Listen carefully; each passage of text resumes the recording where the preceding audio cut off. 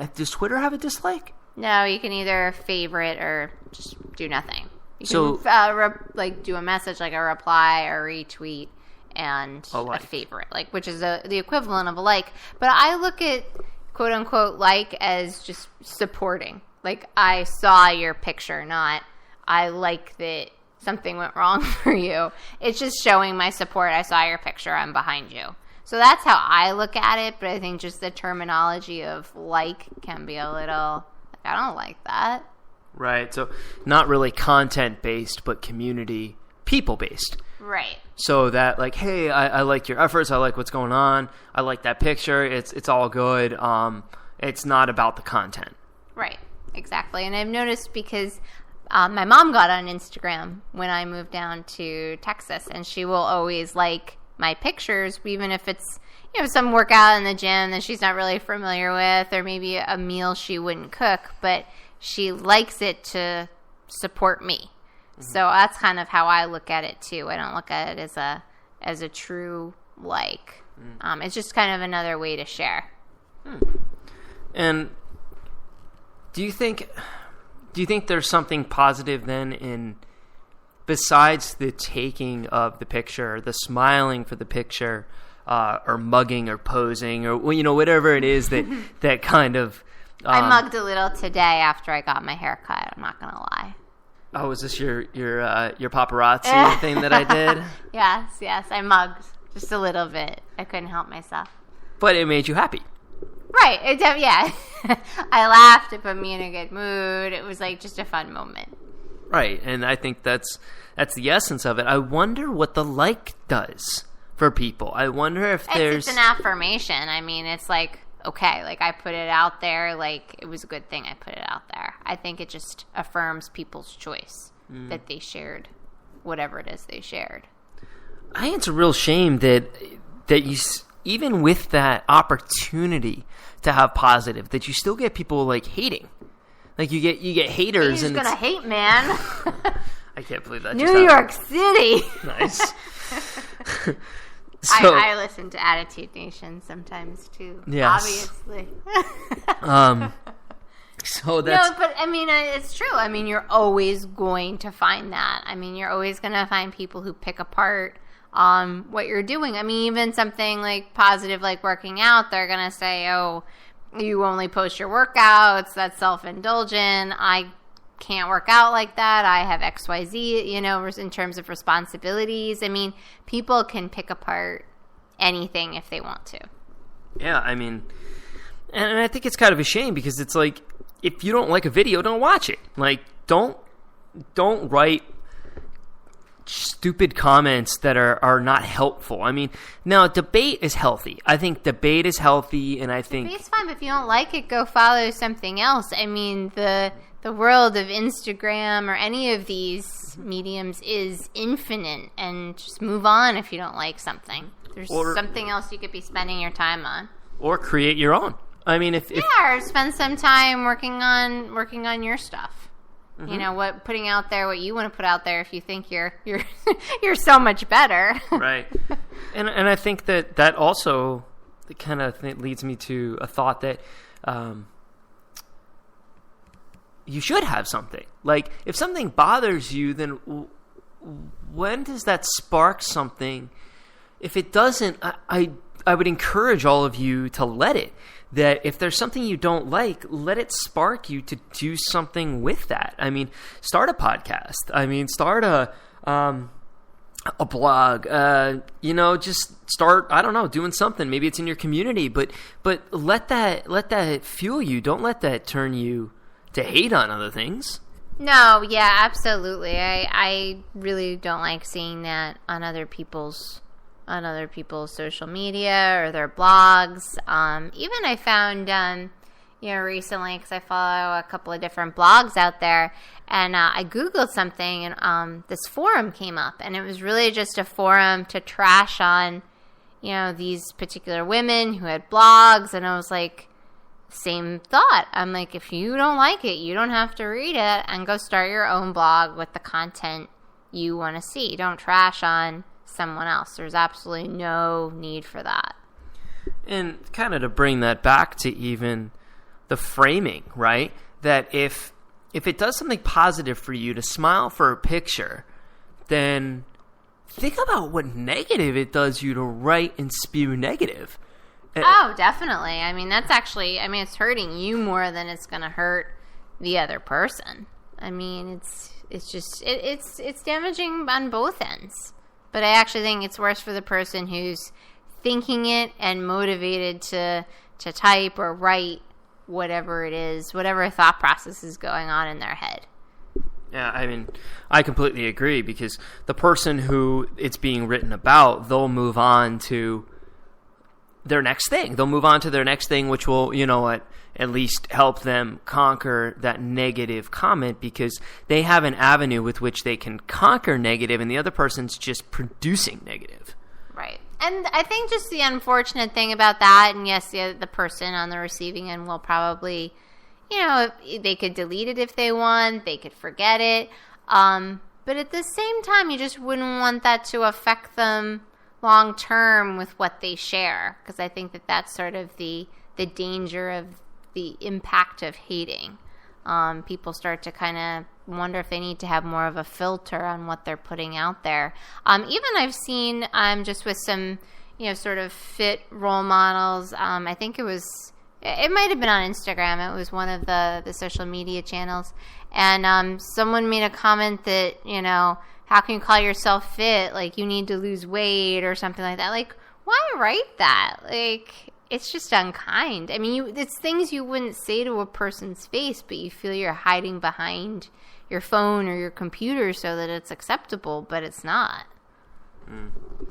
And, I mean, there's definitely, right, there's like a level of truth that people avoid, right? So there's a difference between, I think, negative and truthfulness. Like you don't have to be, you don't have to be mean. No, I mean, yeah, exactly. Like, some people are just mean. Yeah, I mean, you want to be truthful and with empathy and with love. I mean, it's yeah, absolutely. And actually, I think the Tyler David, who is the one of the preaching pastors at the Austin Stone, I think he actually mentioned that this past Sunday. He was saying that the epitome of loving someone is being truthful through love.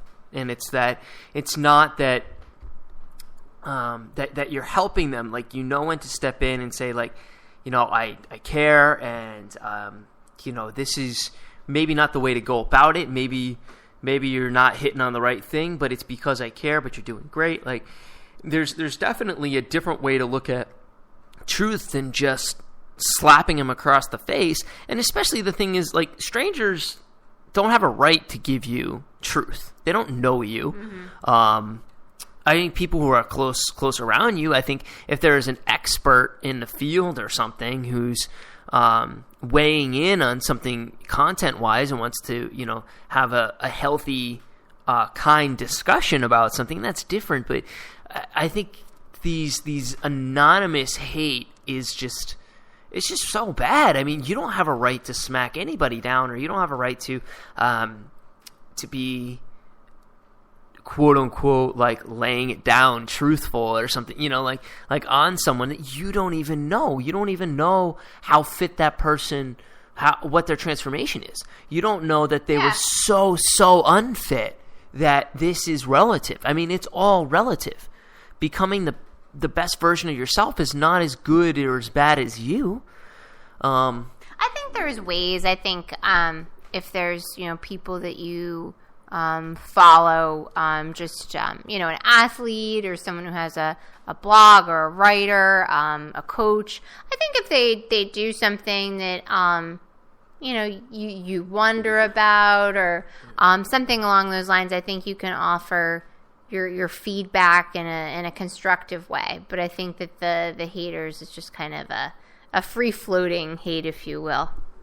Yeah, and like, why not build your melting pot? Like, why not take what you like and leave what you don't? Like, you're totally free to not use that advice. Like, absolutely. I mean, it's just it's out there for public consumption, and you can use what you want and leave the rest behind.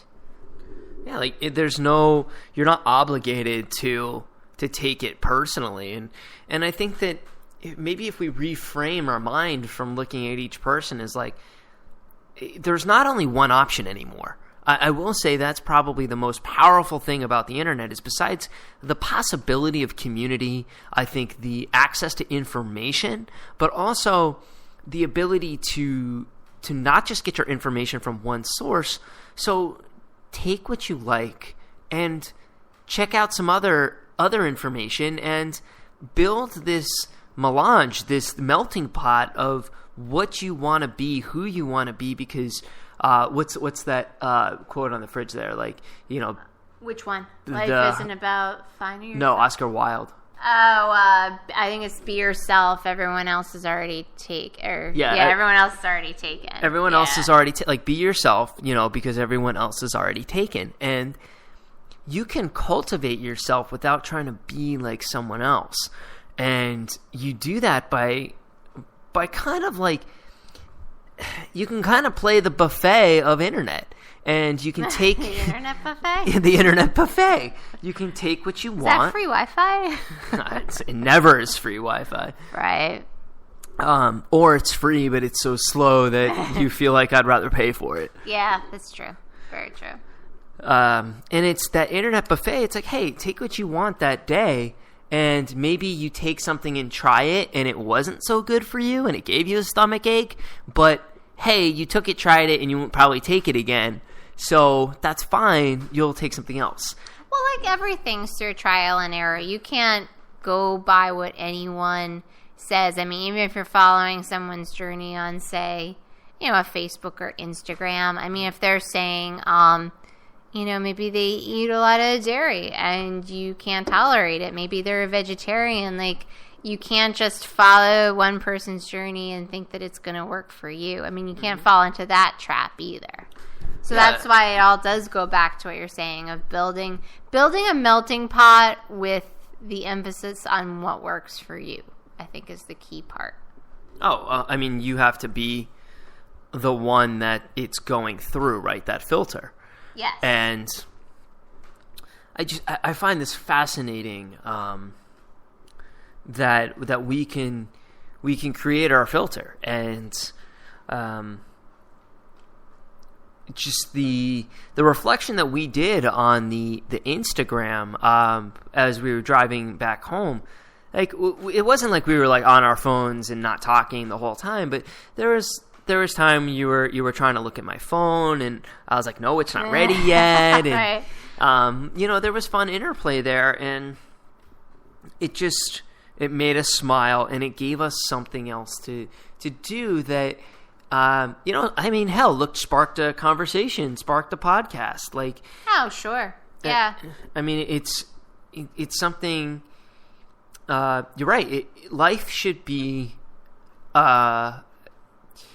having to go through the bad, but trying to piece together as many happy memories as possible. And if there's an avenue with which to do it, and accessibly, I mean, that's power. I mean, there's some pretty cool power in this technology, and I guess all power can be used for good or for evil. Very Spider-Man-ish. But there is the choice too. I mean, you and I have with Instagram, you and I have public pages, but I mean, you can make them private. I mean, you can choose to only share with, you know, select people.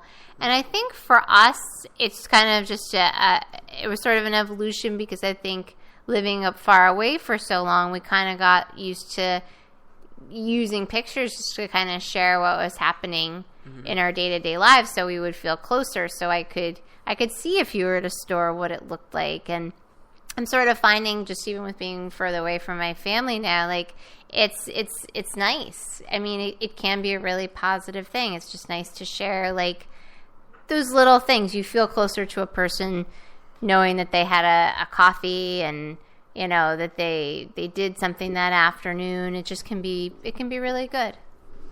I mean, totally.